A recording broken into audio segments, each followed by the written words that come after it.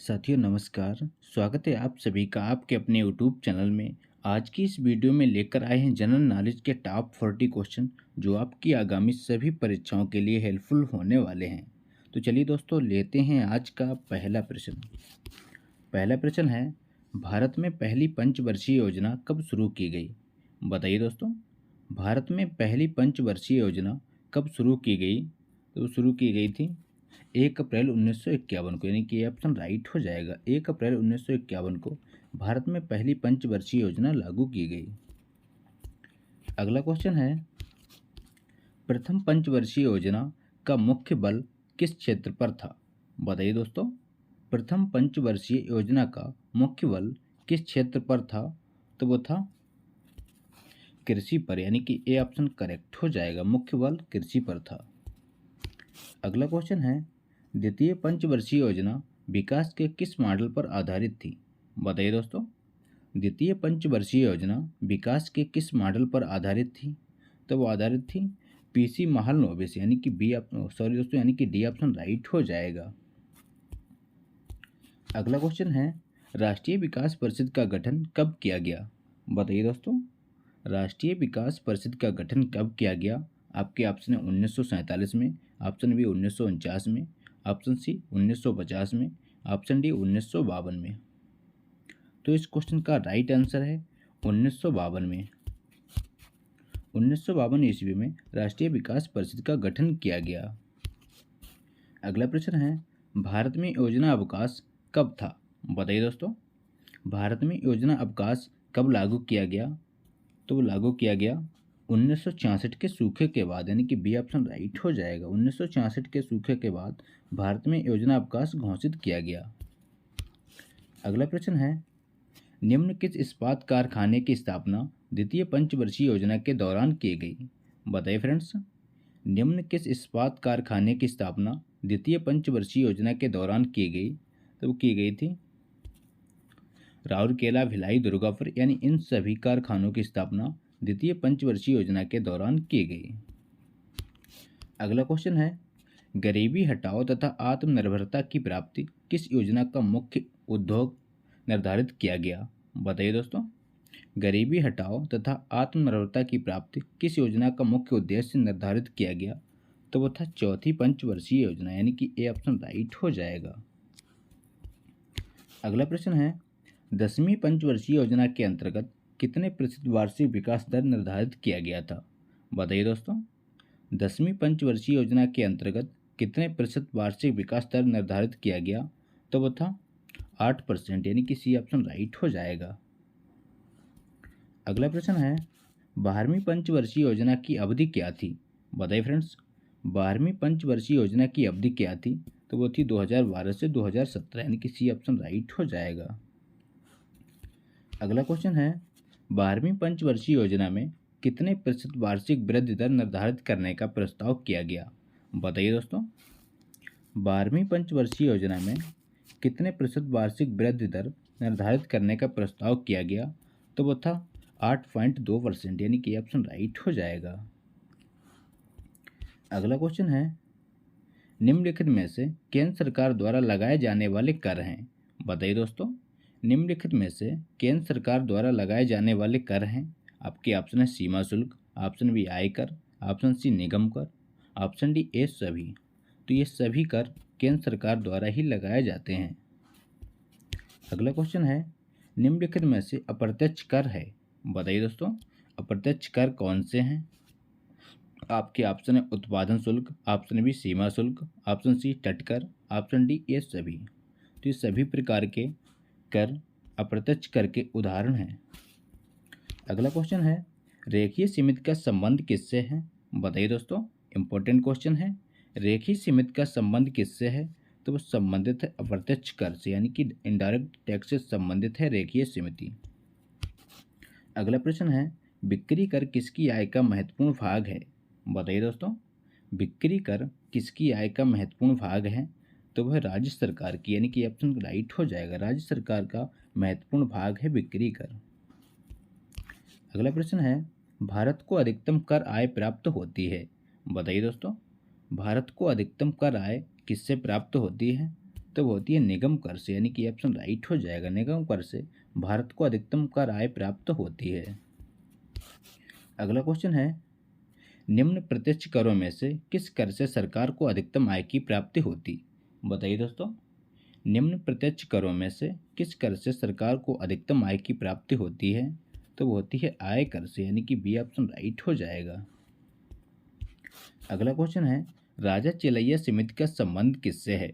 बताइए दोस्तों, very very important question है। राजा चिलैया समिति का संबंध किससे है? तो वो संबंधित है कर सुधारों से, यानी कि सी ऑप्शन राइट हो जाएगा। कर सुधारों से संबंधित है राजा चिलैया समिति। अगला प्रश्न है, 14वें वित्त आयोग के अध्यक्ष कौन है? बताइए दोस्तों, 14वें वित्त आयोग के अध्यक्ष कौन है? तो वह है वाई बी रेड्डी, यानी कि डी ऑप्शन करेक्ट हो जाएगा। वाई बी रेड्डी 14वें वित्त आयोग के अध्यक्ष थे। अगला क्वेश्चन है, टोक्यो स्थित स्टॉक एक्सचेंज का नाम क्या है? बताइए फ्रेंड्स, टोक्यो स्थित स्टॉक एक्सचेंज का नाम क्या है? तो वह है निक्की, यानी कि बी ऑप्शन राइट हो जाएगा। अगला क्वेश्चन है, वैट किस प्रकार का कर है? बताइए दोस्तों, वैट किस प्रकार का कर है? तो वैट एक इनडायरेक्ट टैक्स होता है। अगला प्रश्न है, भारत में वैट कब से लागू हुआ? बताइए दोस्तों, भारत में वैट कब से लागू हुआ? तो लागू हुआ था 1 अप्रैल 2005 से, यानी कि सी ऑप्शन राइट हो जाएगा। 1 अप्रैल 2005 से भारत में वैट टैक्स लागू किया गया। अगला क्वेश्चन है, भारत की विदिग्राह्य मुद्रा क्या है? बताइए दोस्तों, तो भारत की विदिग्राह्य मुद्रा है रुपया, यानी कि सी ऑप्शन राइट हो जाएगा। अगला प्रश्न है, सरकार द्वारा पुरानी मुद्रा को समाप्त कर नई मुद्रा चलाना क्या कहलाता है? बताइए दोस्तों, सरकार द्वारा पुरानी मुद्रा को समाप्त कर नई मुद्रा चलाना क्या कहलाता है? तो वो कहलाता है विमुद्रीकरण, यानी कि बी ऑप्शन करेक्ट हो जाएगा। उसको विमुद्रीकरण कहा जाता है। अगला प्रश्न है, वह अवस्था जिसमें मुद्रा का मूल्य गिर जाता है और कीमतें बढ़ जाती हैं कहलाती हैं? बताइए दोस्तों, वह अवस्था जिसमें मुद्रा का मूल्य गिर जाता है और कीमतें बढ़ जाती हैं क्या कहलाती हैं? तो वो कहलाती है मुद्रास्फीति, यानी कि ऑप्शन राइट हो जाएगा। उसको मुद्रास्फीति कहा जाता है। अगला प्रश्न है, मुद्रास्फीति से लाभान्वित होता है? बताइए दोस्तों, मुद्रास्फीति से लाभान्वित होते हैं तो वो होते हैं ऋणी, यानी कि बी ऑप्शन करेक्ट हो जाएगा। मुद्रास्फीति से ऋणी को सबसे ज़्यादा लाभ होता है। अगला प्रश्न है, अब तक भारतीय रुपए का कितनी बार अवमूल्यन किया जा चुका?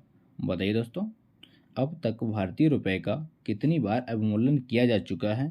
तो वह 3 बार, यानी कि सी ऑप्शन राइट हो जाएगा। अब तक 3 बार भारतीय रुपए का अवमूल्यन किया जा चुका है। अगला क्वेश्चन है, भारत का केंद्रीय बैंक कौन सा है?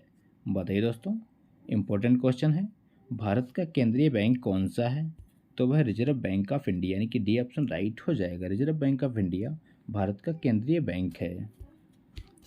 अगला प्रश्न है, भारतीय रिजर्व बैंक की स्थापना कब की गई थी? बताइए दोस्तों, भारतीय रिजर्व बैंक की स्थापना कब की गई थी? तो वो की गई थी 1 अप्रैल 1935 को, यानी कि बी ऑप्शन राइट हो जाएगा। 1 अप्रैल 1935 को भारतीय रिजर्व बैंक की स्थापना की गई।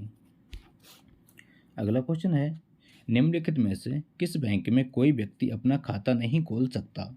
बताइए साथियों, निम्नलिखित में से किस बैंक में कोई व्यक्ति अपना खाता नहीं खोल सकता?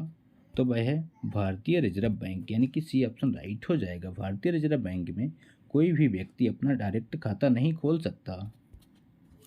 अगला प्रश्न है, 1 रुपये के नोट पर किसके हस्ताक्षर होते हैं? बताइए दोस्तों, 1 रुपये के नोट पर किसके हस्ताक्षर होते हैं? तो होते हैं वित्त सचिव भारत सरकार, यानी कि डी ऑप्शन राइट हो जाएगा। वित्त सचिव भारत सरकार के हस्ताक्षर होते हैं 1 रुपये के नोट पर। अगला क्वेश्चन है, भारत में नोट जारी करने की कौन सी प्रणाली अपनाई जाती है? बताइए दोस्तों, भारत में नोट जारी करने की कौन सी प्रणाली अपनाई जाती है? तो वह न्यूनतम आरक्षित प्रणाली, यानी कि बी ऑप्शन राइट हो जाएगा। अगला प्रश्न है, इंपीरियल बैंकों का आंशिक राष्ट्रीयकरण करके भारतीय स्टेट बैंक की स्थापना कब की गई? बताइए दोस्तों, इंपीरियल बैंकों का आंशिक राष्ट्रीयकरण करके भारतीय स्टेट बैंक की स्थापना कब की गई? तो वो की गई थी वर्ष 1955 में, यानी कि सी ऑप्शन राइट हो जाएगा। वर्ष 1955 में इंपीरियल बैंकों का आंशिक राष्ट्रीयकरण करके भारतीय स्टेट बैंक की स्थापना की गई? अगला प्रश्न है, भारतीयों द्वारा सीमित देयताओं वाला संचालित पहला बैंक था? बताइए दोस्तों, भारतीयों द्वारा सीमित देयताओं वाला संचालित पहला बैंक कौन सा था? तो वो था अवध कमर्शियल बैंक, यानी कि ए ऑप्शन राइट हो जाएगा। अगला क्वेश्चन है, भारतीय जीवन बीमा निगम की स्थापना किस वर्ष की गई? बताइए दोस्तों, भारतीय जीवन बीमा निगम की स्थापना किस वर्ष की गई? तो की गई थी वर्ष 1956 में, यानी कि सी ऑप्शन राइट हो जाएगा। वर्ष 1956 में भारतीय जीवन बीमा निगम की स्थापना की गई। अगला क्वेश्चन है, भारतीय स्टेट बैंक से जुड़े सहयोगी बैंकों की संख्या कितनी है?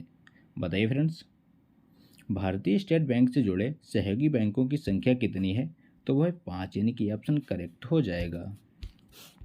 अगला क्वेश्चन है, नरसिंगम समिति संबंधित है?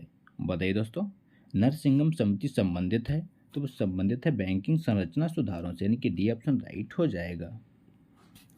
अगला प्रश्न है, निम्नलिखित में से कौन सी संख्या शेयर बाजारों पर नियंत्रण रखती है?